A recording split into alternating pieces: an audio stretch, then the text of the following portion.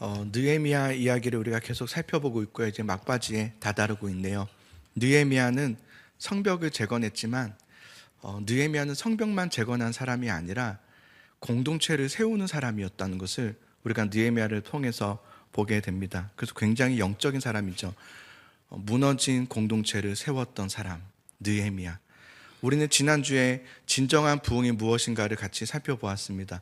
진정한 부흥이라는 것은 하나님의 말씀으로 돌아가는 것이다 라는 것을 같이 우리가 나눴어요. 기억하시죠? 안 하셔도 일단 아멘이라고 하시면 되는 거예요. 기억하시죠? 아이고, 예. 어떻게 말씀으로 돌아가는 것인가? 말씀과 나를 묶는 거라고 그랬어요. 말씀과 나를 묶는 거죠. 나와 말씀을 묶는다는 것은 뭐냐면 이런 의미예요. 하나님, 나는 이제 오직 하나님의 언약 백성으로서 하나님의 말씀으로만 살겠습니다. 이 고백을 말하는 거예요. 나는 이제 하나님 말씀으로만 살게요. 이 다짐과 결단을 말하는 거예요. 그래서 느헤미야를 통해서 우리가 배우는 것이 있다면 공동체가 말씀으로 회복되어 간다는 거예요. 말씀으로 묶여져서 회복되어져 가는. 그러면서 느헤미야는 여러분 개인의 회복의 이야기가 나오지 않아요. 그렇죠? 어떤 아브라함의 이야기 이런 얘기가 아니라 공동체에 대한 이야기예요. 사실은 아브라함, 이삭, 야곱, 요셉 그리고 쭉 가서 공동체가 세워지고 나서는 대부분의 공동체에 대한 이야기가 핵심이라는 것을 우리가 성경을 통해서 보게 돼요. 여러분, 신앙생활의 핵심은 뭐냐면 여러분 개인의 신앙의 회복이 아니에요. 내가 회복되고 내 신앙이 더 좋아지고 내가 더 깊어지는 게 신앙생활의 핵심이 아니라 우리 신앙생활의 핵심은 공동체예요.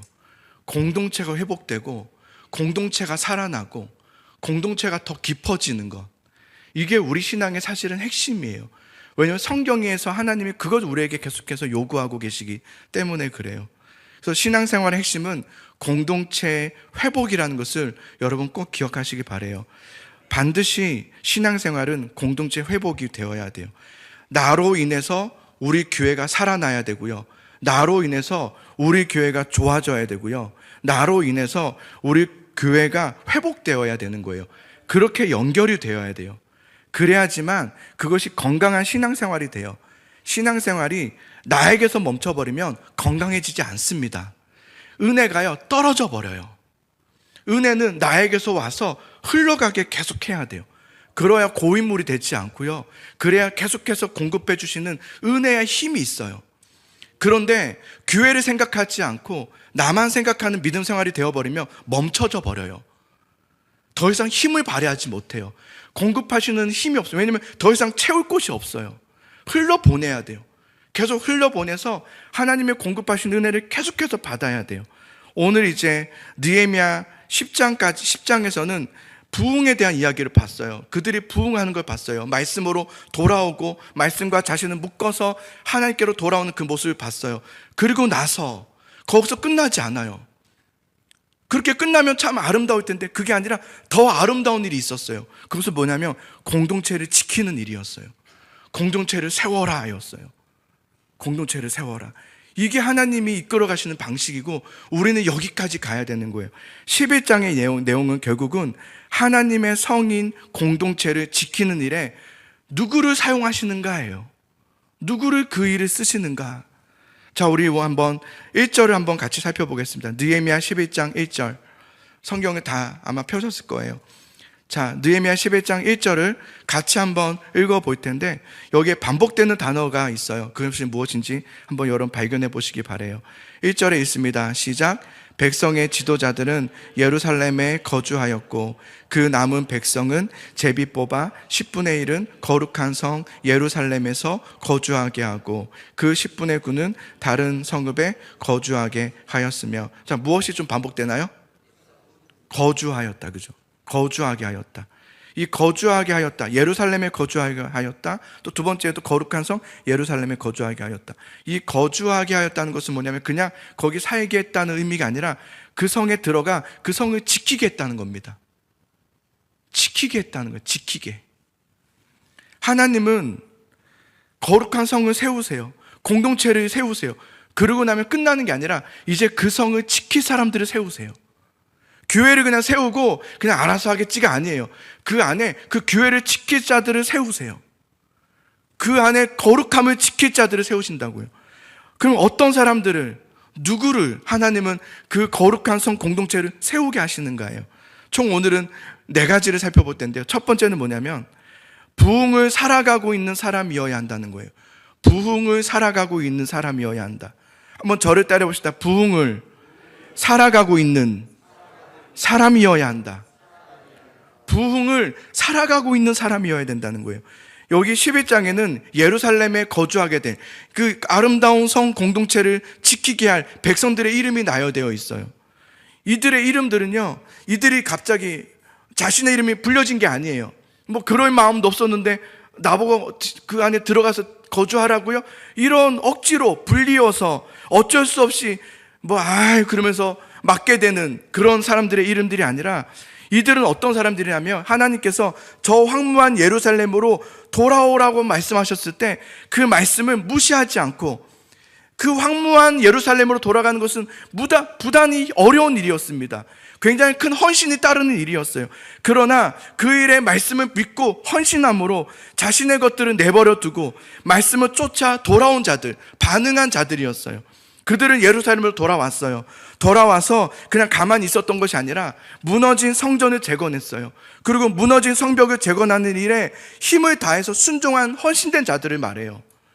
그리고 그들이 헌신했잖아요. 성전과 성벽을 다 재건한 후에는 그냥 가만히 있었던 것도 아니고 또다시 9장에서 보았듯이 그들이 모여서 말씀을 사모하면서 부흥을 일으켜요.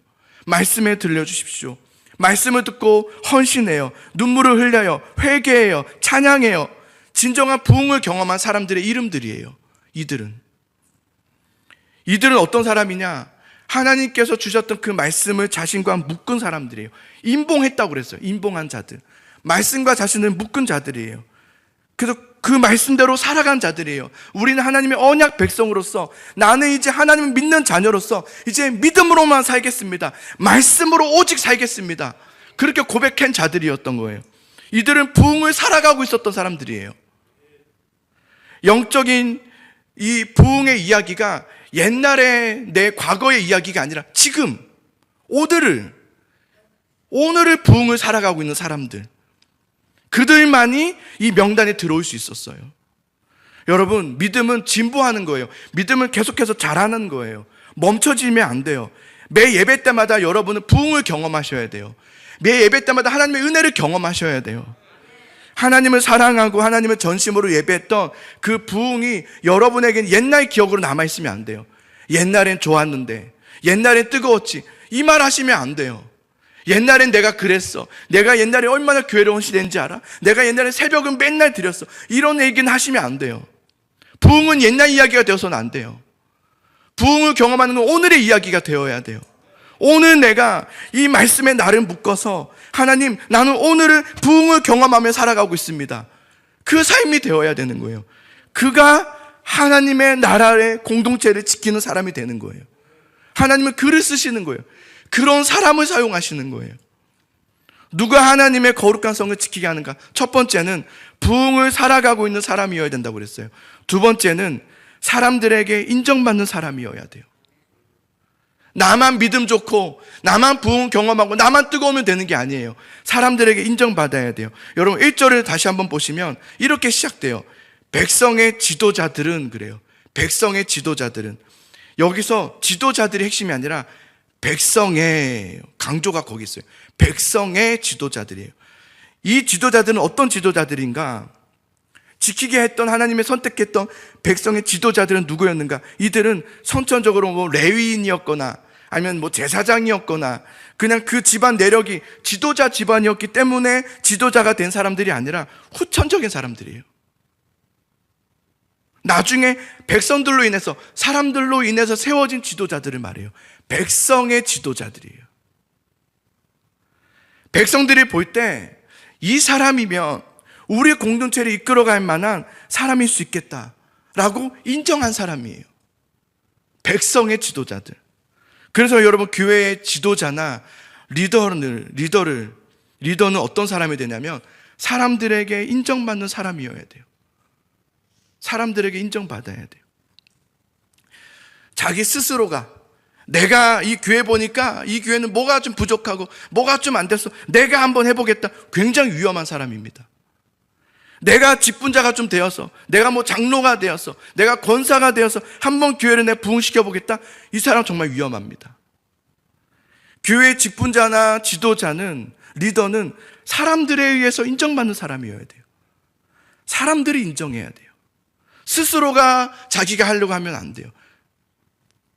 누가 하나님의 거룩한 성을 지킬 수 있는 사람인가? 첫 번째는 부흥을 살아가고 있는 사람이어야 된다고 그랬어요. 두 번째는 사람들에게 인정받는 사람이어야 된다고 했어요. 세 번째는 누군지 아십니까? 하나님의 뽑은 사람이어야 돼요. 그래서 제비 뽑는 것이 나와요. 자, 1절 한번 다시 보세요. 1절에 보시면 백성의 지도자들은 예루살렘에 거주하였고 그 다음에 그 남은 백성은 제비 뽑아 그랬어요. 그 다음에, 지도자 다음에 예루살렘을 지키게 할 수 있는 그 사람은 제비를 뽑아서 지키게 했어요. 부흥을 살아가고 있는 사람, 사람들에게 인정받는 사람, 그러고 나서도 또 남은 백성들 중에서는 제비를 뽑아서 거룩한 성 예루살렘에 거주하게 하였다 그랬어요. 제비를 뽑았다는 것은 하나님이 뽑으셨다는 것을 말해요. 하나님이 뽑으신 사람이란 뜻이에요. 하나님의 뽑으신 사람. 사람들이 인정하여 세워진 지도자도 있어야 돼요. 사람들이 뽑은 직분자도 있어야 돼요. 그러나 하나님이 선택하셔서 이곳을 지키라고 보내심을 받은 사람들도 있어요. 여러분, 성경에서 제비뽑기가 나와요. 아시다시피 제비뽑기의 의미는 뭐냐면 하나님의 뜻을 묻기 위해요. 어떤 뜻이냐면 불확실한 어떤 문제 앞에서 이렇게도 괜찮고 저렇게 되어 있는 어떤 선택하기가 어려운 그런 부분에 대해서는, 결정 내리기가 어려운 부분에 대해서는 하나님께 묻기 위한 도구가 제비뽑기였어요. 이렇게 해도 우리는 순종하겠습니다. 저렇게 해도 순종하겠습니다. 그래서 제비를 뽑는 거였어요. 그래서 주로 언제 성경에 보면 제비를 뽑는 이야기가 나오냐면 땅 분배를 할 때도 가나안 정복구의 지파들에게 제비를 뽑아 땅을 나눠주게 하셨어요. 하나님 뜻에 순종하기로 하는 거예요. 어떤 땅이든지. 또한 범죄자를 색출하실 때, 그 아간을 색출할 때도 탁 뽑죠. 어떤 직무를 분담할 때도 그랬어요. 성전을 봉사할 자들을, 또 찬양대의 직무를 세울 때도 제비를 뽑았어요. 사도를 선출할 때도 그랬어요. 사도행전에 보면 가룟 유다를 대신해서 사도를 뽑을 때, 그때 마띠아를 이렇게 뽑죠. 그때도 제비를 뽑았어요. 제비 뽑기의 의도는 명확해요. 하나님의 주권에 맡겨드리겠다는 거예요. 우리의 뜻이 아니라, 하나님, 우리는 이렇게 해도 괜찮고 저렇게 해도 괜찮은데 모르겠어요. 어떻게 하는 것이 맞을지 모르겠어요. 그때는 하나님의 결정에 맡기겠습니다. 그래서 주님이 어느 길이든지, 물론 의견이 분분할 수 있겠죠. 그러나 하나님께 의존하는 거예요. 하나님, 주님이 하시는 대로 하겠습니다. 결정되는 대로 따르겠습니다. 그게 제비 뽑기였어요.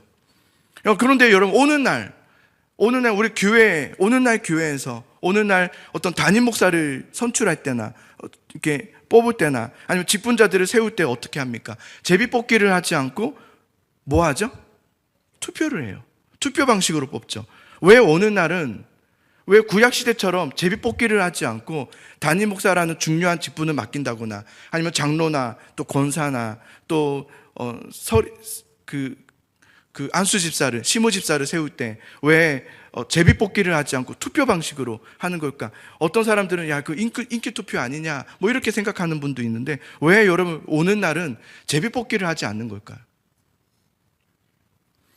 성경에 나오는 제비 뽑기를 보면요, 어디까지가 마지막이냐면 사도행전 1장에 사도를 뽑을 때 거기까지가 마지막이에요. 그럼 그 이후에 어떤 일이 일어납니까? 성령의 오순절 다락방이 일어나죠. 성령의 임재가 일어나요. 그 이후로부터는 제비 뽑기가 안 나와요. 성령 시대 전까지만 제비를 뽑았어요. 그 전에 구약 시대 때는 백성들이 모여 있어도요, 무슨 차이냐면 성령 시대 전에는 백성들이 모여 있지만 지금과 같이, 오늘 날과 같이 이 모인 이 성도들 안에 성령이 그때 당시 백성들에게는 개개인에게 임하여 있지 않았어요.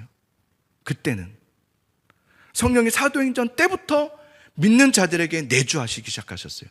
그 전에는 그러지 않았어요. 예수님이 십자가에서 죽으시고 부활하시고 승천하시고 성령을 너에게 보내주리라 약속하셨어요. 그리고 사도행전 2장에 성령이 임재하죠. 모든 믿는 자들에게 성령이 내려오셨고 성령이 믿는 자들에게는 다 성령이 내주하고 계세요. 여러분이 정말 예수 그리스도를 믿고 있다면 성령이 여러분 안에 내주하고 있는 거예요. 예수님이 우리 안에, 내가 예수님을 정말 믿고 있다면 성령이 내 안에 지금 거하시는 거죠. 성령이 왔다 갔다 하지 않으세요. 한 번 거하시면 영원히 거하시는 거예요.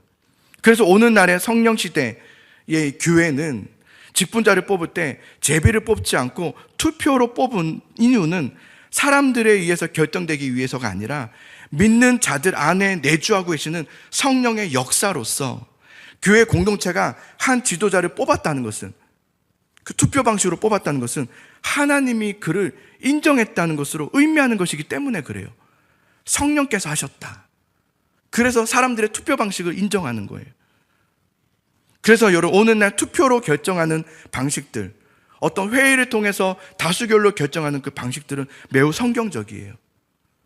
교회에서 결정된 것은 번복하시면 안 돼요. 따라야 돼요. 왜냐하면 성령의 역사이기 때문에 그래요.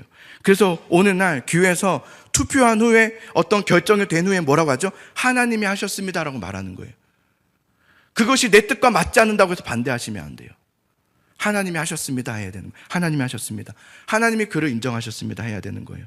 근데 여기에 여러분 이제 중요한 것이 하나 있어요. 뭐냐면 그러나 만약에 그 공동체가 성령으로 충만하지 않는다면, 그 공동체가 기도하지 않는다면, 그 공동체가 말씀 앞에 있지 않는다면, 기도하지도 않는 사람들이, 성령의 사람들도 아닌 사람들이, 말씀에 있지 않은 사람들이 모여서 결정하는 것은 문제가 됩니다. 그때 투표는 문제가 됩니다. 탈이 납니다. 교회가 기도하지 않고, 교회가 기도를 잃어버리고, 말씀을 잃어버리고, 성령의 충만함을 없이 어떤 것을 결정하고 투표한다면 탈이 납니다.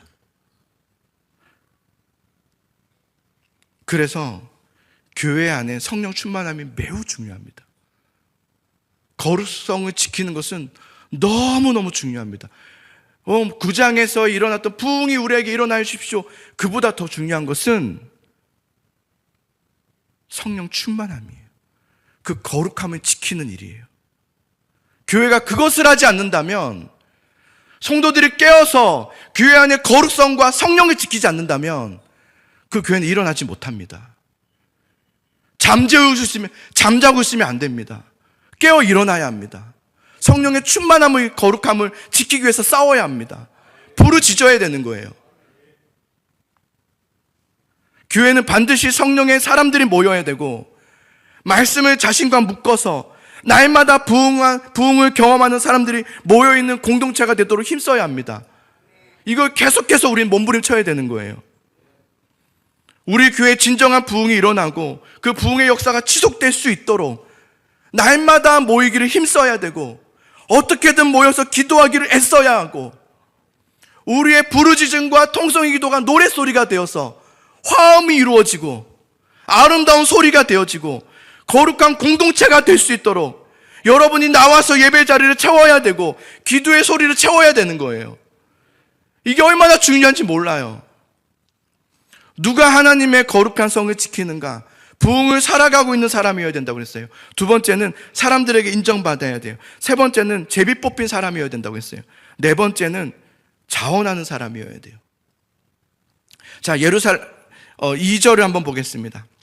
자, 2절을 한번 볼까요? 함께 있습니다. 2절 시작. 예루살렘에 거주하기를 자원하는 모든 자를 위하여 백성들이 복을 빌었느니라. 여기 보면 거주하기를 어떤 자들? 자원하는 마지막이에요. 지도자들, 제비 뽑힌 자들. 지도자들이라는 것은 사람이 인정받은 자죠. 부흥으로 살아갔던 사람들. 이제는 자원하는 사람이라 해서 자원하는 사람. 여기서 자원한다는 것은 여러분, 제가 할게요 하면서 모든 일을 다 참여하는 그런 사람을 말하는 게 아니에요. 여기서 자원한다는 말이 뭐냐면 모든 교회 일을 다 참여하는 것을 말하는 게 아니라 나다브라는 뜻인데요. 나다브라는 말이 뭐냐면 아낌없이 드린다라는 말이에요. 아낌없이 드린다. 하나님께 자신을 번제로 드릴 때 사용하는 단어예요. 나를 번제로 드리는 거예요. 이 사람들은 한마디로 어떤 사람이냐면 하나님이 자신에게 전부인 사람들인 거예요. 하나님이 전부인 거예요. 그냥 내가 전부가 아니에요. 하나님이 전부인 거예요. 주님이 맞다면 난 그렇게 하겠습니다. 세상의 어떤 가치에 흔들리지 않는 거예요. 하나님께 내 모든 인생과 삶을 번제로 드리는 거예요. 종종 우리는 그래요. 하나님 나에게 이만큼 해주시면 내가 이만큼 할게요. 이게 뭐예요? 주님이 이만큼 해주시면 나는 이만큼 할게요. 이건 처음부터 잘못된 기도예요. 그런 기도가 어디 있어요? 주님이 이만큼 해주셔야 내가 이만큼 하는 겁니까? 주님 안 해주셔도 나를 주님께 드립니다. 나는 주의 것입니다. 이게 믿음 아닙니까? 언제까지 하나님 해주실 때까지 안 하겠습니까? 자원하는 거예요. 하나님 나를 주 앞에 번제로 드립니다. 나의 생명은 주의 것이오니 나의 인생도 주의 것이오니 나를 다 드립니다. 이 사람이 바로 하나님의 거룩한 성 공동체를 지키는 사람이 되는 거예요. 하나님이 이렇게 믿음의 사람들, 정말 아름다운 사람들이죠. 이런 사람들을 주님의 그 아름다운 성, 나라, 그 공동체를 지키도록 하셨는데, 그럼 이들에게 어떤 임무를 주셨는가예요? 어떤 임무를 주셨는가? 6절을 한번 봅시다. 자, 6절의 말씀을 같이 한번 읽어봅시다. 시작. 예루살렘에 거주한 베레스 자손은 모두 468명이니 다 용사. 다 마지막에 뭐라면 다 용사였다 그랬어요. 이들은 다 용사였다. 용사는 뭐 하는 사람들입니까? 싸우는 사람입니다. 용사는 싸우는 사람이에요. 거룩한 성 예루살렘을 지키기 위해서, 그 거룩함을 지키기 위해서 싸우는 자들이에요. 하나님께서 믿음의 사람들을 세우셨어요. 그래서 그들에게 거룩한 성 공동체를 맡기셨어요. 그 이유와 목적은 뭐냐면 다른 게 아니에요. 세상의 악한 것으로부터, 그 더러운 것으로부터 그것에 들어오지 않도록 지키라는 거예요. 거룩한 어떤 사상들이 들어오지 않도록, 성도들의 어떤 잘못된 생각들이 들어오지 않도록, 주장함이 들어오지 않도록 지키라는 거예요. 교회는 철저하게 하나님은 어떻게 하기를 원하실까예요. 주님은 우리에게 뭐라고 말씀하시는 걸까를 궁금해야 되는 거예요. 어떤 게 더 나을까가 아니에요. 용사들이 되어야 돼요. 거룩한 성을 지키기 위해서. 하나님은 그래서 용사로 세우시는 거예요. 여러분, 하나님이 여러분을 이 교회로 보내셨어요. 하나님이 여러분을 선택하신 거예요. 여러분을 부르셨단 말이에요. 이 안에 거하게 하셨단 말이에요. 이 안에 거해서 뭐 하라고요? 지키라고요. 무엇을요? 거룩함을, 성령의 충만함을 지키도록 싸우라는 거예요. 더 이상 악한 것들이 이 안으로 들어오지 못하도록. 그래서 이 교회가 거룩성을 잃어버린 일이 없도록 세상의 악함과 더러움과 싸우는 용사로 하나님께서 그들을 부르신 거예요. 우리를 그렇게 부르신 거예요. 그리고 한 가지 더가 있어요, 여러분. 외부적인 어떤 더러움으로부터 지켜내는 것도 있어요. 그 싸움이 필요해요. 그러나 한 가지 더, 지키는 것도 해야 돼요. 지키는 것.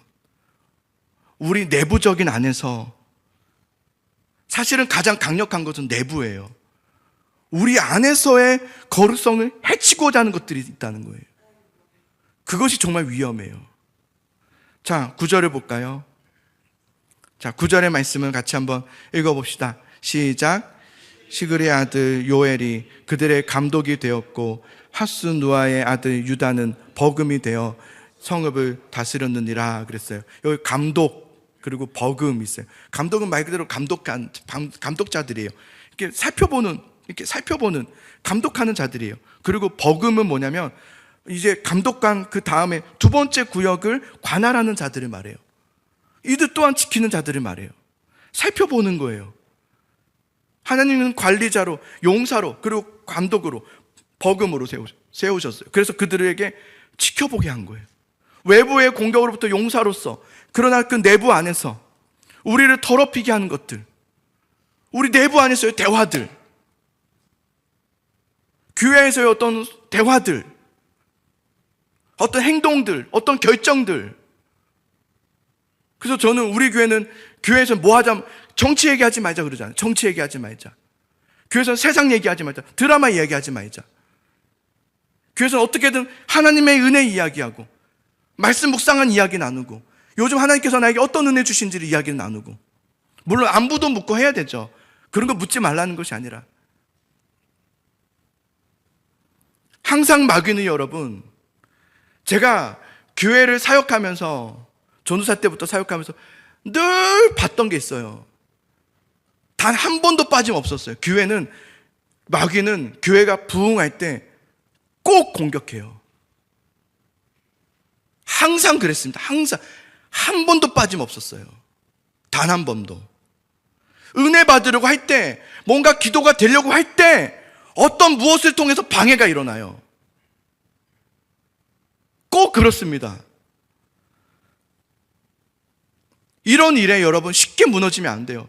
어떤 방해가 온다고 해서 기도를 멈춘다거나, 어떤 어려움이 있다고 해서 망가지거나 무너지거나 멈추거나, 말씀이 어렵다고 말씀을 멀리 한다거나, 그건 지는 겁니다.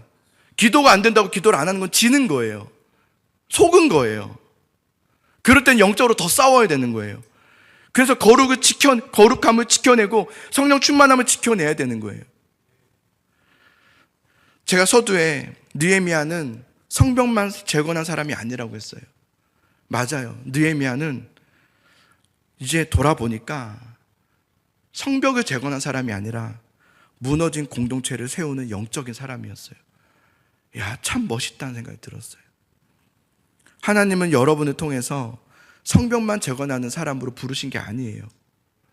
하나님이 여기에 이렇게 모이게 하신 이유는 이 무너진 공동체를 세우는 영적인 사람이 되기를 원하시는 거예요. 그 일에 여러분을 쓰시고 싶으신 거예요. 그 일에 누구를 쓰시는가? 부흥을 살아가고 있는 사람을 쓰시는 거예요. 사람들에게 인정받는 사람을 쓰세요. 하나님이 뽑으시는 사람이 있어요. 거룩을 위해서 싸우고 지키는 사람이 되어야 되는 거예요. 그것을 위해서 여러분 힘써야 되는 거예요. 몸부림쳐야 돼요. 이걸 완성하라는 게 아니에요. 그 방향을 가지고 함께 가자는 거예요. 지금부터 노력하자는 거예요. 모이기를 어떻게든 힘쓰고, 기도하기를 애쓰고, 같이 통성할 때는 같이 통성으로 기도하면서. 그러면 여러분 방해가 안 됩니다. 어떤 기도가 방해되는지 아세요? 큰 소리가 방해되는 게 아니라 잘못된 기도가 방해가 돼요. 비난하는 기도, 정죄하는 기도, 불평하는 기도는 방해가 돼요. 그런데 하나님을 높이고, 하나님, 내가 주를 위해 살기 원합니다. 나는 주의 것입니다. 이런 아름다운 기도는 옆에 사람의 기도를 돕습니다. 기도를 하십시오. 통성으로 기도하시고, 우리 교회가 부흥하고 그 부흥한 그 성령의 충만함을 유지하고 지켜내기 위해서는 우리가 같이 기도해야 돼요. 힘써야 돼요. 공동체가 회복되도록, 우리 교회 공동체가 은혜로울 수 있도록. 여러분, 왜 교회 공동체가 중요한지 아십니까? 예수님이 바로 교회의 머리이시기 때문에 그렇습니다.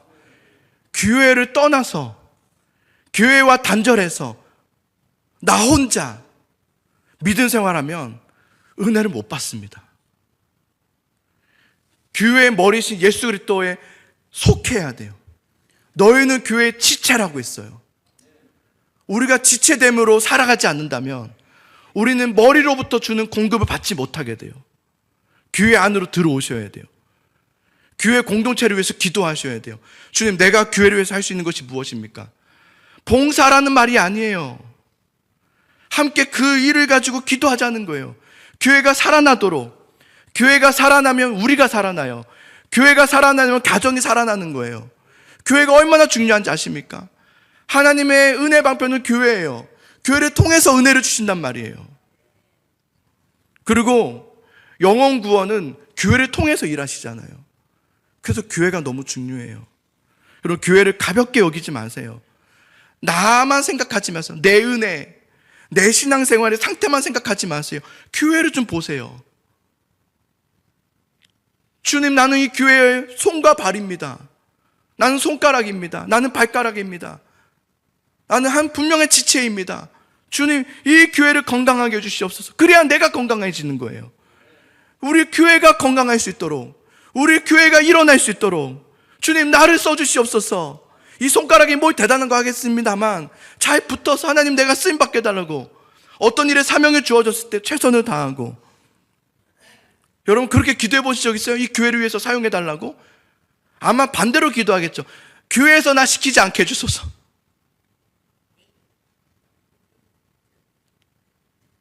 그래서 교회가 힘이 없는 거예요. 주님, 교회에서 나를 사용해 주소서. 내가 이 교회를 위해서 사용되기 원합니다. 이렇게 고백해 보셨습니까? 그렇게 고백해 보세요. 그럼 목사님 보고, 야, 저분이 그렇게 기도하니까 권사님 뭐 하세요? 이렇게 했습니까? 내가 하나님 앞에 이 교회를 위해서 사용해 달라고 기도하면 내 영이 살아나기 시작해요. 하나님이 은혜를 주시거든요. 그게 영적 원리예요. 여러분, 오늘 말씀 느헤미야를 우리가 이제 단계로 쭉 가면서 이제 막바지로 오면서 더 선명하게 드러나기 시작해요. 부흥이 진짜 무엇인가? 하나님 도대체 이 시대에 똑같은 이야기인 것 같아요. 교회를 세우신 이유가 독재된 목적이 무엇인가? 교회가 이 땅에 왜 필요한가? 우리 명확하게 알게 되는 것 같아요. 우리가 도대체 무엇을 위해서 신앙생활을 해야 되는가? 내 신앙생활은 어디에 영향력을 미쳐야 되는가? 교회가 얼마나 중요한지, 우리 예수사랑교회가 얼마나 중요한지, 이 교회를 나를 부르셨는데 하나님, 이 교회에서 나를 사용해 주시옵소서. 그렇게 함께 기도하시기 바라요. 두려워하지 마세요. 일 시킬까 봐. 그건 정말 너무 낮은 생각이세요. 우리 수준을 더 높여야 돼요. 주님, 날 사용해 주십시오. 이 기도를 통해서 주님은 어떻게 일하실지 몰라요.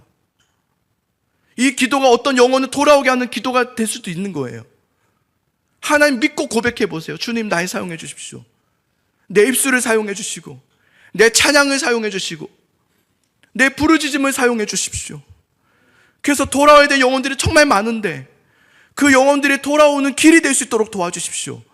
여러분, 예비하는 길이 되어주세요. 기도를 통해서 길을 뚫어주세요. 그래서 계속해서 믿음의 사람들이 들어올 수 있도록, 그들이 와서 은혜 받을 수 있도록 여러분 힘차게 주님의 사명을 감당할 수 있는 여러분 될 수 있기를 간절히 소망합니다. 사랑하는 성도 여러분, 우리 교회 그냥 내버려 두지 맙시다. 교회를 일으켜 세울 수 있도록 함께 합심하시기를 간절히 소망합니다.